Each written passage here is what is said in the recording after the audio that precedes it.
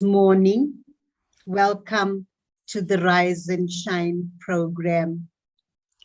And we also thank you, Brother Nitya, for that lovely music, for the lovely meditation. And I have the great honor and privilege to introduce to you our dear sister, Denise Lawrence. Some of you have heard her before, and Sister Denise Lawrence has been a student and teacher at the Brahma Kumaris World Spiritual University for the past 48 years. So a wealth of experiences. She established and coordinated Brahma Kumaris centers in Germany, Canada, USA during the 1970s and 80s. She is a writer and broadcaster and coordinated the Overseas Communications Center at Godlywood Studio at the Brahma Kumaris headquarters in Mount Abu from 2010 to 2020. From 2000 to 2007, she prepared a diploma course in education, in values and spirituality, which is now being taught at several universities in India and Asia.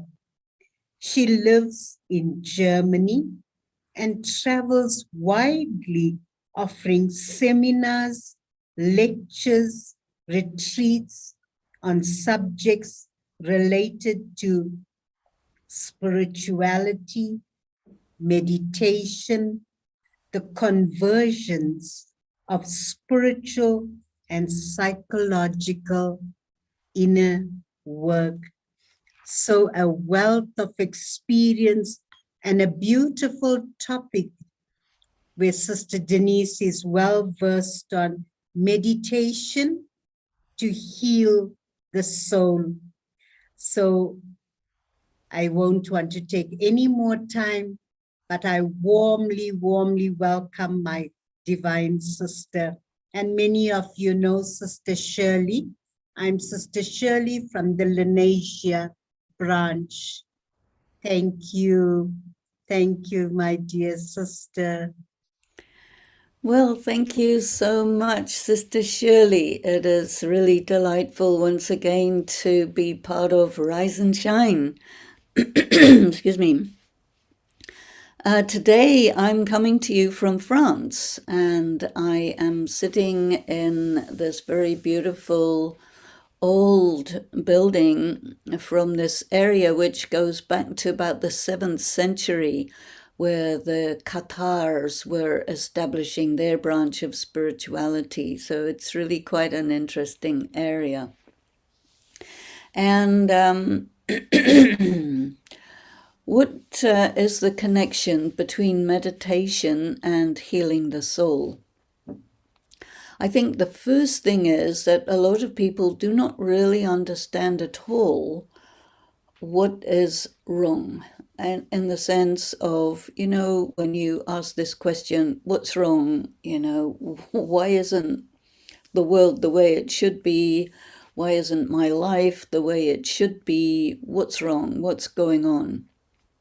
And there's a very important question which we need to know about, but we live in a world, we live in a culture which has somehow pointed us in what I consider to be really the wrong direction.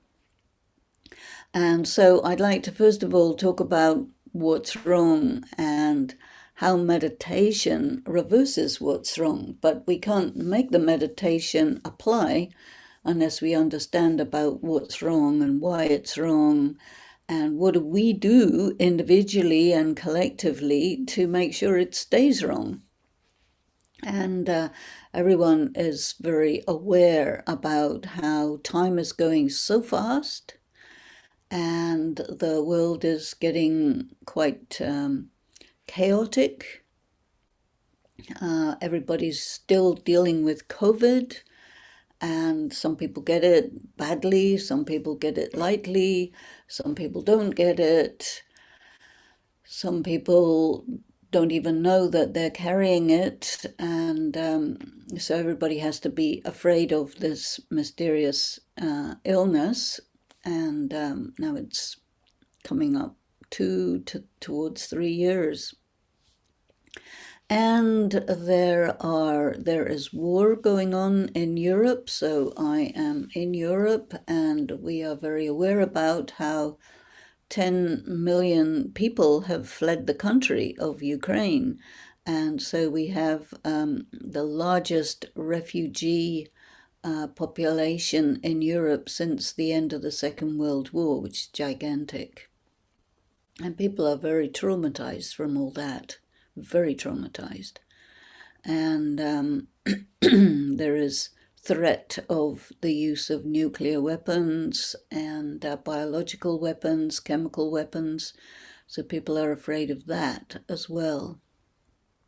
Then on top of it all, there are tornadoes, there are floods, there is drought, there is food shortages. All sorts of things are happening which we think, well, why is this happening? It shouldn't be happening. And then go to the individual, your individual life. People have so much stress, so many worries about themselves, about each other, about the medical system, about the financial and economic situation. All these things are adding and adding and adding stresses, and then people are reacting to those stresses physically, but especially mentally. And so this is a reality that we can't really do anything about. But what we do need to do is understand how it came about, not just from a political or a physical point of view, but from the point of view of spirituality. Because the concept of negativity is a mysterious one. And when you meditate, your focus of attention is, first of all, your own self as a soul. You have to turn within and know yourself as a soul is the first thing. And of course, people don't. People know themselves as the body. You consider yourself according to your gender, your race, your class, your professional designation, your nationality, your background, education level, all of these things. This is your identity, but that's from a physical angle. From a spiritual angle, your identity is you're a spiritual being, and you're in circumstances which are adverse. And these adverse circumstances arise for a number of reasons, spiritual reasons, which I would like to just enumerate for you. So the first problem, the first spiritual reason why there is trouble is that the soul itself is depleted. And when the energy of the soul is reduced and almost finished, then all sorts of negative things happen, and you don't really have the inner power to manage them. So the first thing is the personal depletion, and that's across the board. Everyone in the world is spiritually depleted, and it plays out a little differently because another ingredient is your karma. And some people believe in karma, some people don't. Some people know about karma. Some people have ideas about karma that are actually inaccurate. And so then how they handle their karma, if they understand it inaccurately, becomes counterproductive. So then we need to know about karma accurately as far as possible. then you have to look at yourself in the context of eternity, because every soul is eternal, and it's quite difficult for a person to think about themselves in the context of eternity, and why should you? But it's actually relevant. So your identity is you're an immortal spiritual being who is depleted at this time and experiencing all sorts of troubles individually and, of course, in the wider environment. So, negative karma is what creates the intensity of your difficulties, the amount of your difficulties, and the type of your difficulties. And so, therefore, one ingredient in meditation is not just the actual practice of meditation, but also that you start to do karma, which is really positive. So, meditation and positive karma go together. And if you do meditation but you don't do positive karma, then it won't work. So we need to do that. Another aspect is that you need to know in meditation what's your focus of attention. Because meditation is about concentration, but what do you concentrate on? And this is why it's so important to know yourself as an eternal, immortal being, which is called a soul, and which is a being of light. And so you're not your body. Your body is temporary. But your body isn't experiencing the problems. The soul is experiencing the problems via the body. And so the soul needs to get strength and also accumulate positive karma, these two things. So when you meditate, it's a two-step process. The first step of meditation is to turn within and focus your attention actually on the soul. Then the second step is to move beyond the world of matter, the world of sense perception, to another dimension, which is beyond the material world, and that is called the world of light. And in the world of light is the supreme being, the source, the force, the supreme soul, God, Allah, the one that is the focus of attention, really, of all the religions. And in order to connect with that, you need to know where is that, why is that, how is that, who is that. And this is a soul. You are a soul, this is a soul, but this is not an ordinary soul. It's a non-human soul who never gets depleted and who is quite unknown to humanity. A lot of people believe in God, but it is generally considered that God is inaccessible, incomprehensible, and unattainable, but yet, as soon as a person gets in trouble, automatically their attention turns to God in some form or another. And this is a spiritual law, which is really very interesting. And people don't really know about the spiritual laws either, so this is also good to know. So the spiritual law is that when you experience distress, difficulty, internal powerlessness, when it gets bad enough, your last resort should be your first, but it's your last resort. You turn to that one, the Almighty, the Light, the Supreme Being. This goes by so many names, but the more we know, the more accurately we can focus. And also, we need to open ourselves. And opening yourself to the Supreme Being happens when you really know yourself to be a soul and you know what is your relationship with that. And your relationship is you have rights. It is said everyone is a child of God. That means you have rights. And what do you have a right to?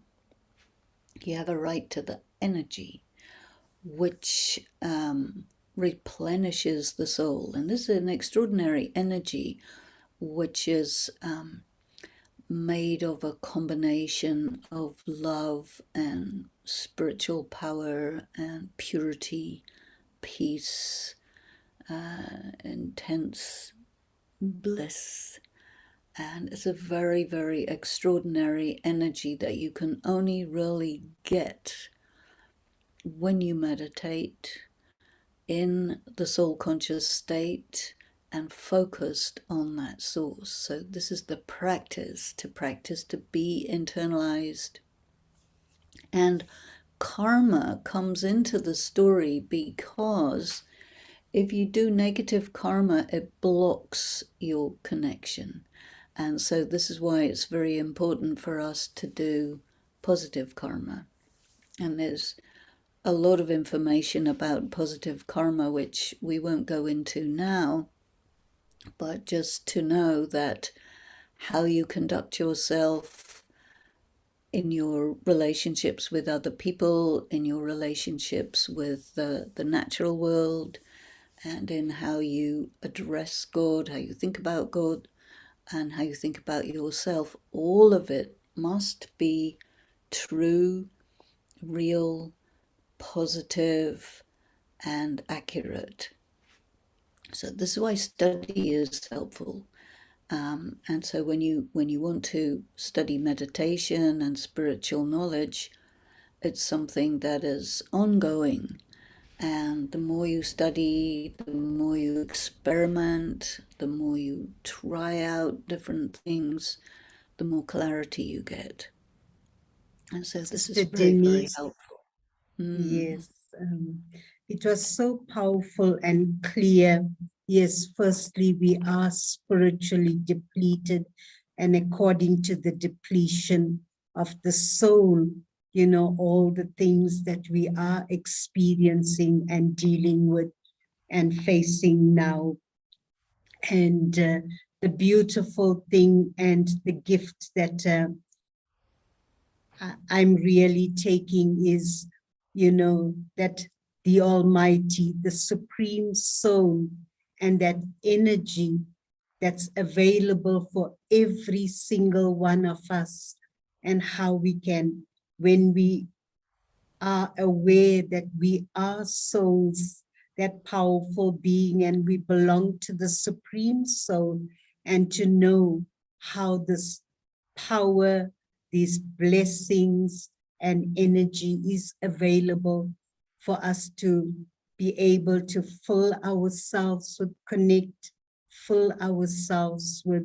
And there was someone's question on the chat: how do you do positive karma? I think you said yes, next time we will go more deeper into it.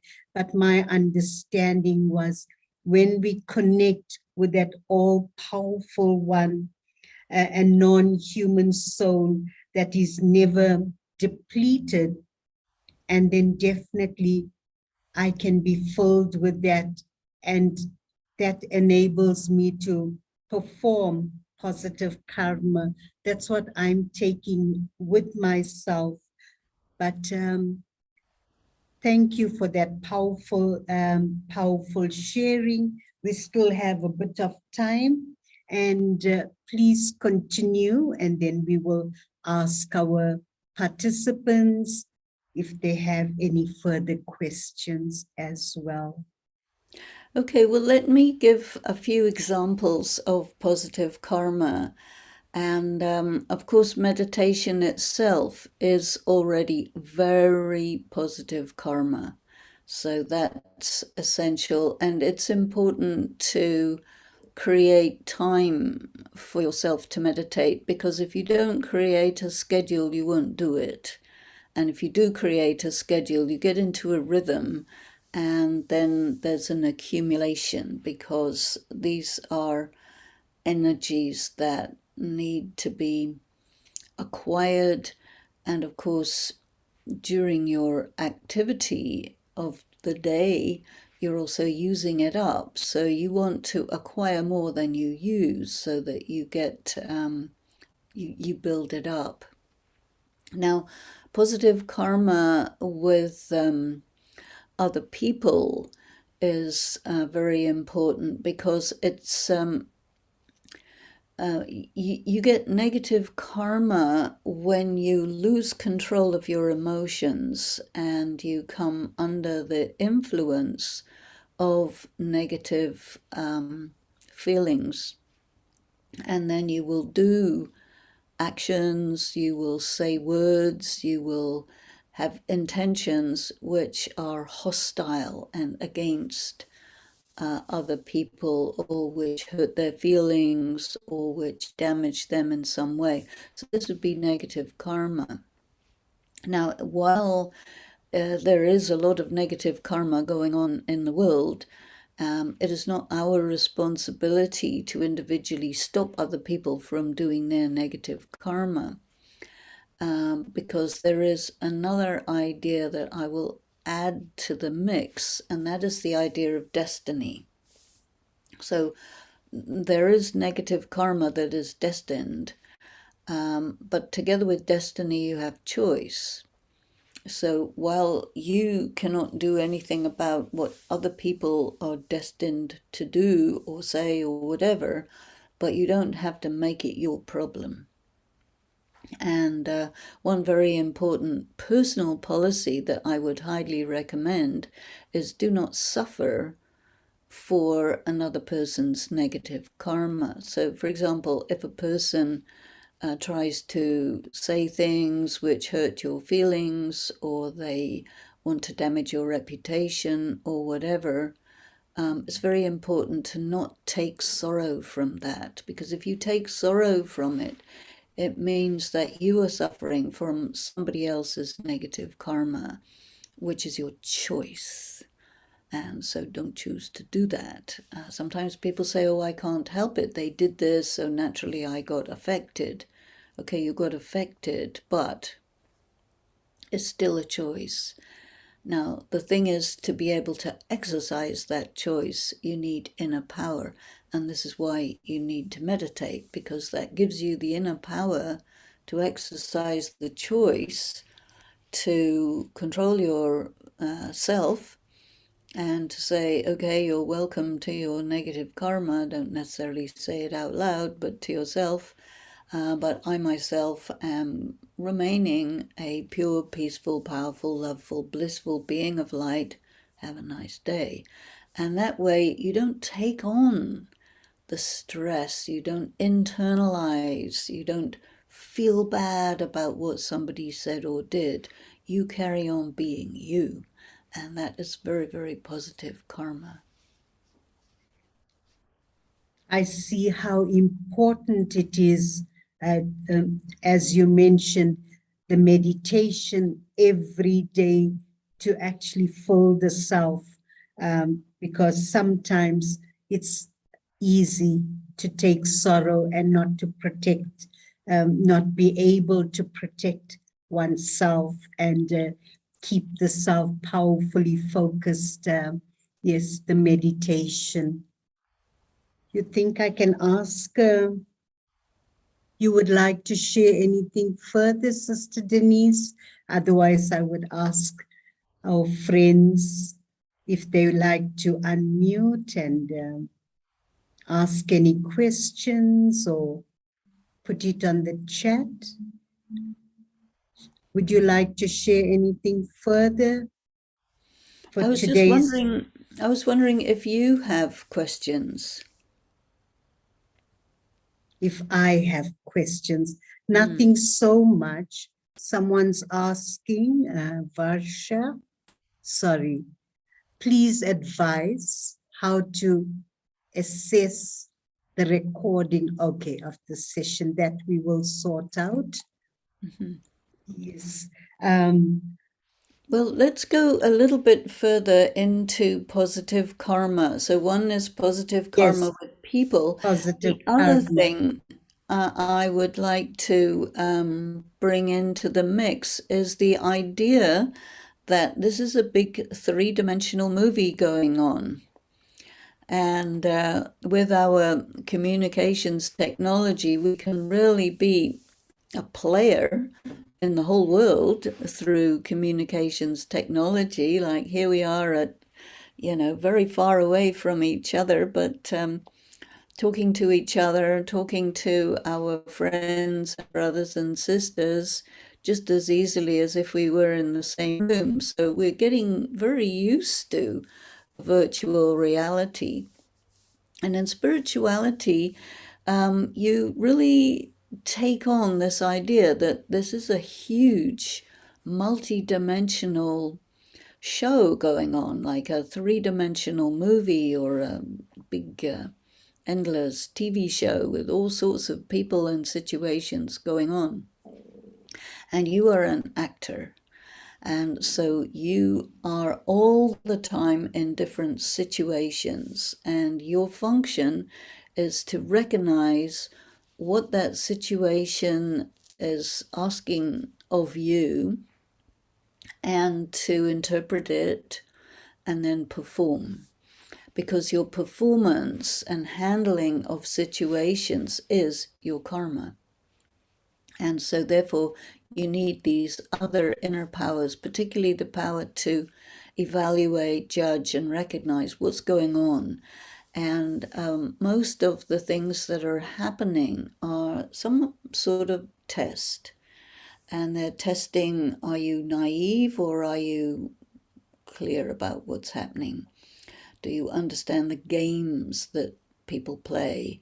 Do you get sucked in to these things? Or do you maintain your detachment, your independence, and become somebody who is really playing according to who you are rather than reacting to according to the different shots that are getting fired at you? Because most people tend to do that, and then they get manipulated, they get into trouble, and then they feel very foolish or disempowered, or else it disturbs their ego and they have ego reaction, people get into conflict. But all of this is really well sorted out when you remember moment by moment, I'm an actor, and here's a situation. Now, how am I going to play? And in this way, you really hone your part and you develop your character and you perform in ways that really correspond to the depth of who you are as a person. So And that is how do very you, thing.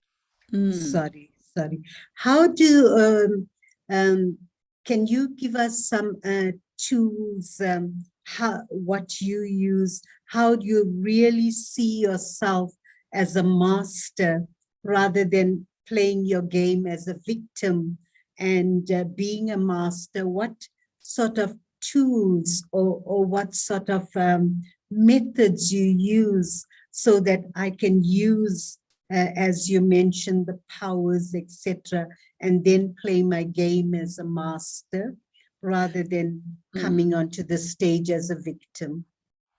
Well, first of all, you have to be with yourself, and that means you have to be internalized because you get pulled out of yourself by circumstances, and that is because we are so bound up with sense perception.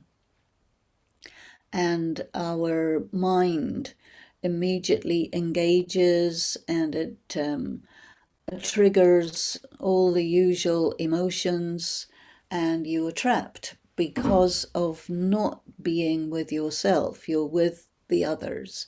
And so the key practice is to be with yourself and just spend days and days and days being with yourself and practice being a detached observer in situations. This material is very easy to talk about theoretically, and we're all very good at it, no doubt, but theoretical is no use.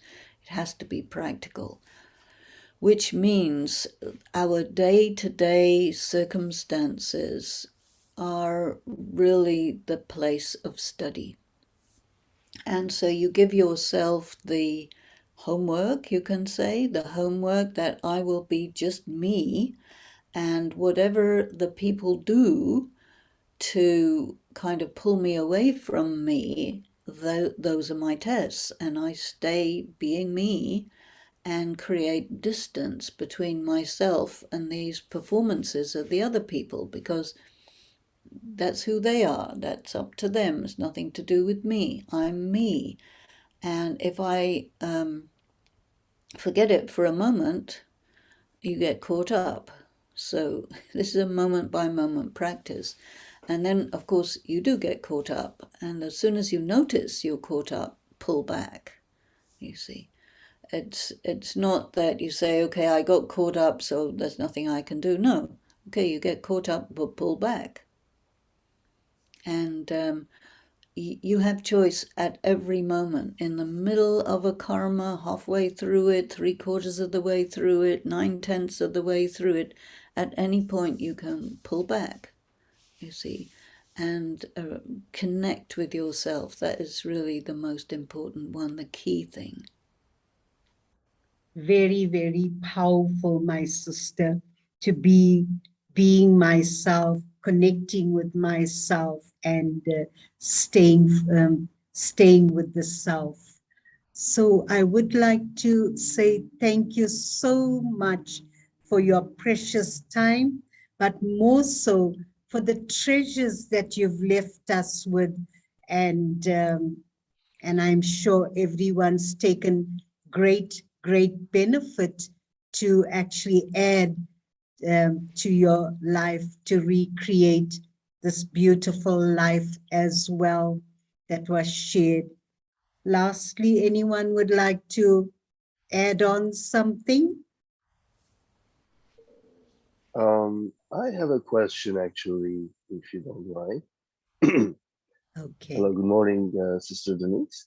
Good morning. You said so about getting away the situations that you don't want to, but sometimes you have to be in the situations that, for instance, the work situations, because you work with the group, and there are some situations that you cannot hide away.